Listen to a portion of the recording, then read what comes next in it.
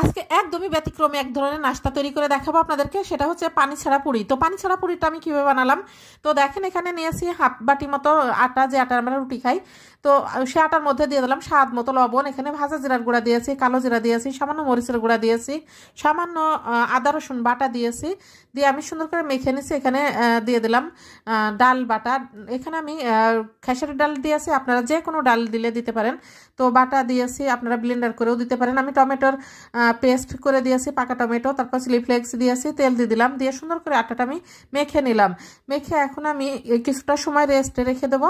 রেস্টে রাখার পরে এই যে আমি ফ্রিতে তেল দিয়ে দিলাম। আমি একদমই শুকনো যে আটা এটা দিয়ে বানাবো না, তাহলে তেলের ভিতর ময়লা হয়ে যাবে। এই কারণে আমি তেল দিয়ে আটা মানে পুরিগুলো সবগুলো বেলে নিচ্ছি। এই পুরিটা ডাল দিয়ে বানানোর জন্য এত পরিমাণ মুসমুসে থাকে অনেকটা সময়। তো আপনারা চাইলে শুধুও খেতে পারেন, যে কোনো সবজি বা তরকারি মাংস